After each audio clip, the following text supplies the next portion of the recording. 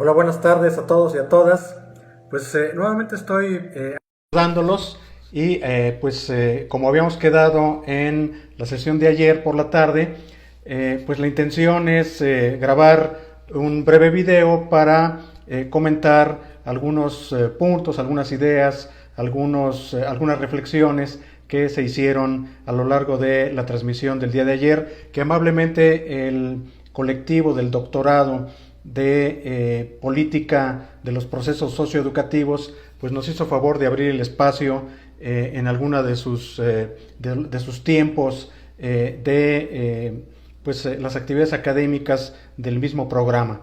Quiero comenzar rápidamente por decir que este planteamiento de la crisis del reformismo educativo es una primera aproximación, es un primer acercamiento al planteamiento de un problema y el libro prácticamente constituye una argumentación amplia, detallada de los aspectos principales, de los ejes principales, repito, de argumentación en torno a por qué una crisis del reformismo educativo. No es una crisis de las reformas, ese es otro tema y ese es otro nivel de análisis. No, esta es más bien una crisis de los intentos fallidos y una crisis que nos plantea la pregunta de por qué seguimos pensando en reformas educativas, por lo menos de la manera en que se han llevado a cabo en los últimos 10 años. Hay una crisis de legitimidad, hay una crisis de credibilidad para quienes estamos en la base del sistema educativo, para quienes trabajamos en las escuelas, en las aulas, en los laboratorios, en quienes realizamos actividades en patios, en talleres, etcétera, etcétera. Para nosotros el cambio educativo tiene otra dinámica, para nosotros el cambio educativo tiene otras características y no lo digo solamente en un sentido desde la cotidianeidad, sino lo digo desde una reflexión crítica, desde una observación crítica y con la recuperación de algunas ideas de diversos autores. Michael Phelan, por ejemplo, es un crítico que desde una cierta sociología crítica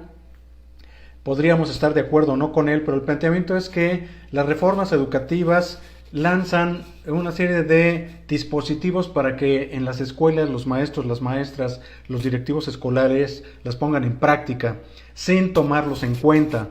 Y esa ha sido una dinámica muy común y muy frecuente en las iniciativas de reformas educativas. O además la creencia de que con reformar el texto constitucional, reformar las leyes o actualizarlas, establecer una serie de reglas o reglamentos, procedimientos, acuerdos secretariales, etcétera, etcétera, son suficientes. Se cree erróneamente que son suficientes para transformar las realidades educativas del sistema educativo en su conjunto y sobre todo en las unidades básicas que son las escuelas, las unidades básicas de este gran sistema educativo. Pienso en la escuela pública, pienso en la educación básica sobre todo, que es la que llega a la mayor cantidad de la población, y ahí efectivamente lo que hemos encontrado es discurso de reformismo, pero al mismo tiempo continuidad. No hay ruptura, no hay un proyecto educativo serio, consistente, que tenga un contenido verdaderamente contrastante con respecto a lo que se ha ensayado en sexenios anteriores. Con respecto a algunas preguntas, por ejemplo una que hacía John Bautista acerca de por qué un gobierno que se dice progresista le da continuidad a las reformas anteriores. Y mi respuesta muy breve fue que me parece que hay dos momentos en este proceso de la reforma educativa de la 4T. Un momento que fue las alianzas que logra López Obrador durante la campaña y luego la concreción de una iniciativa de reforma que se envía al Congreso en diciembre del 2018 y luego lo que tenemos es otro momento que fue la negociación y todo lo que fue la discusión de Parlamento abierto y luego ya las negociaciones propiamente dichas entre las fuerzas políticas y diferentes actores que siempre tienen injerencia, tienen una participación muy activa, muy protagonista, como son los grupos empresariales, la propia jerarquía eclesiástica, los partidos políticos, grupos de interés, medios de comunicación, representantes de organismos internacionales. Todos ellos tienen funcionarios de alto nivel de la SEP, por supuesto, el Sindicato Nacional de Trabajadores de la Educación, la versión oficialista del sindicato, tienen voz cantante en las negociaciones finales, y lo que obtuvimos ya en mayo 15 del 2019 fue lo que le llamo una bebida descafeinada. Mucha continuidad en el discurso, mucha continuidad en los contenidos. Se crea, por ejemplo, desde el texto constitucional un organismo, o se da línea para que se establezca una ley que crea un organismo que es la Comisión Nacional para la Mejora Continua de la Educación, que no significa otra cosa más que continuidad. Este es un lenguaje que proviene, si uno revisa los orígenes de la mejora continua, es un discurso que proviene del esquema conceptual de la calidad total, del gerencialismo, la ubicación de Deming, por ejemplo, que habla de que la gerencia es muy importante, mucho más importante que la línea de producción. Y entonces, en una lógica y en un lenguaje que nos viene de las organizaciones productoras de los bienes y servicios, desde ahí se plantea la idea de la mejora continua. No hay una reflexión de fondo en quienes propusieron esto desde las cámaras de diputados y de senadores. No hay un análisis crítico con respecto a ese pasado y a esas herencias lingüísticas y a esa lógica de abordaje de los problemas de la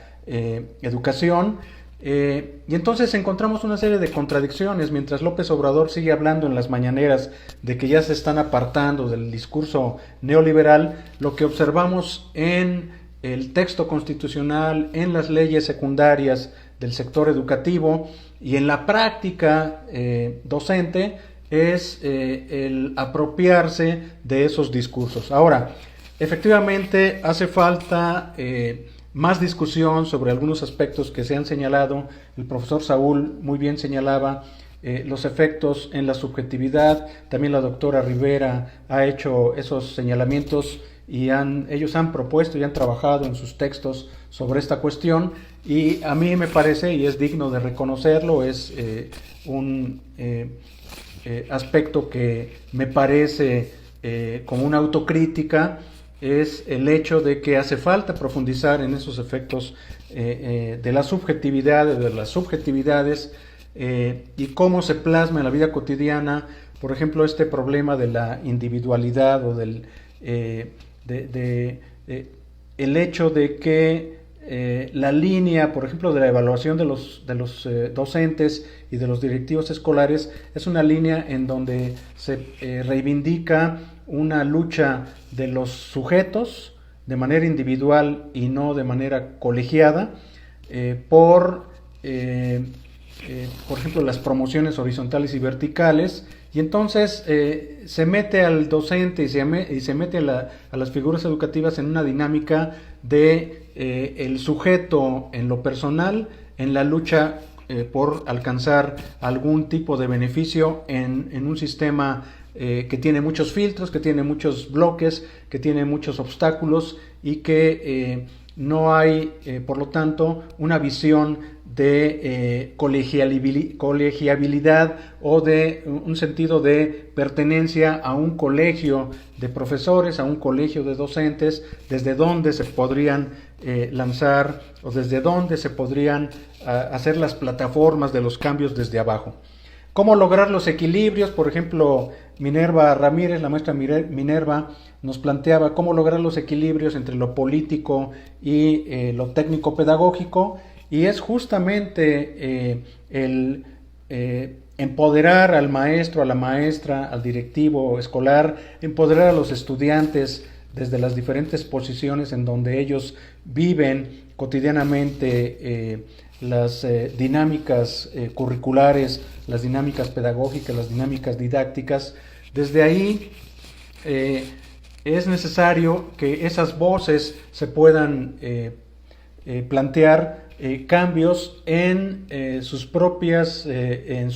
espacios de institucionalidad, desde sus propios espacios de centros educativos, y que las políticas educativas estén orientadas a favorecer precisamente ese empoderamiento de las maestras y de los maestros. Mucho hay que discutir al respecto, mucho que hay que analizar. Nos hace falta ampliar la discusión, el debate en torno a qué alternativas educativas son necesarias para la nación, pero también para las localidades más específicas, para las comunidades más específicas. Mucho mayor debate con respecto a qué hacer si es que se da un giro a la participación social a través de los congresos de los estados o a través de los municipios, como lo he planteado en varios de mis textos. En fin, yo dejaría por ahí este breve comentario final con la intención de que pudiéramos contribuir a hacer un cierre de este debate y con mucho gusto pues estaríamos allí en comunicación. Les dejo mi correo electrónico, que es jcmqro3@yahoo.com, donde me pueden escribir y podemos intercambiar información, y sobre todo les daría más detalles de cómo adquirir el libro, que yo espero pronto ya podamos también difundirlo a través de un formato digital en PDF. Ya les estaremos informando a través de nuestros colegas del doctorado, a través de John Bautista, cómo podríamos hacerles llegar una versión digital del libro. Y para quienes estén interesados en la versión impresa, pues es una edición muy corta, muy limitada, pero todavía tenemos algunos ejemplares. Si lo desean así, igual podemos enviarlos. Hay quienes gustan de leerlo en papel y no en pantalla, y ahí estamos en contacto. Les mando un abrazo, muchísimas gracias y mucho gusto nuevamente.